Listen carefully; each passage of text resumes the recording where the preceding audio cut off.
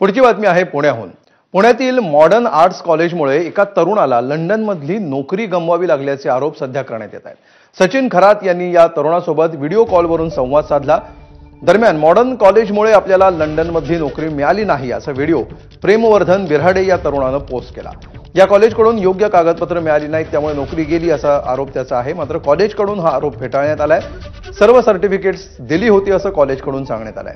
शिवाय व्हेरिफिकेशन फक्त third party company करते आणि ते गोपनीय असल्याचं मॉडर्न कॉलेजकडून सांगण्यात आलंय। दरम्यान या कॉलेजच्या प्राचार्या निवेदिता एकबोटे यांनी प्रेमवर्धन बिऱ्हाडे याच्यावर बदनामी केल्याचा आरोप केला होता। हे आरोप प्रेमवर्धननं पुरावे देत फेटाळले। म्हणजे त्यांनी कास्ट विचारली डायरेक्टली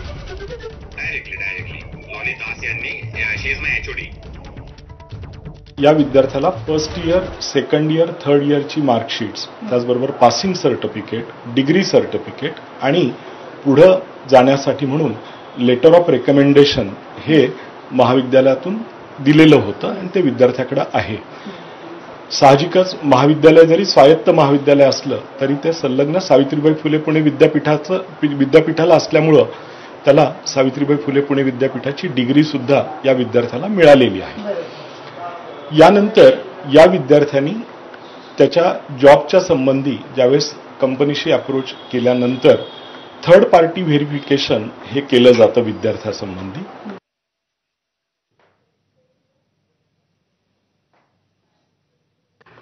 जय भीम। प्रोग्रेसिव्ह एज्युकेशन सोसायटी चे मॅनेजिंग डायरेक्टर गजानन एकबोटे सरांनी माझ्या फेसबुक पोस्टला कमेंट केली। काय होती? Student never attend college, he said he will not come to college. मी त्यांना रिप्लाय केला, त्यांनी मला रिप्लाय बॅक नाही दिला। ठीक आहे। त्यांच्याच daughter modern college of arts and commerce principal Nivedita Ekbote त्यांनी माझ्या अपोज मध्ये एक प्रेस नोट रिलीज केली, 2 पानांची रिलीज केली। त्याच्यामध्ये ते काय म्हणतायत?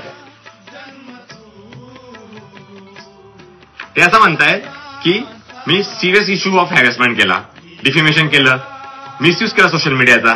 ते म्हणतायत मी एकदम फॉल्स स्टेटमेंट रिलीज केलं सोशल मीडियामध्ये।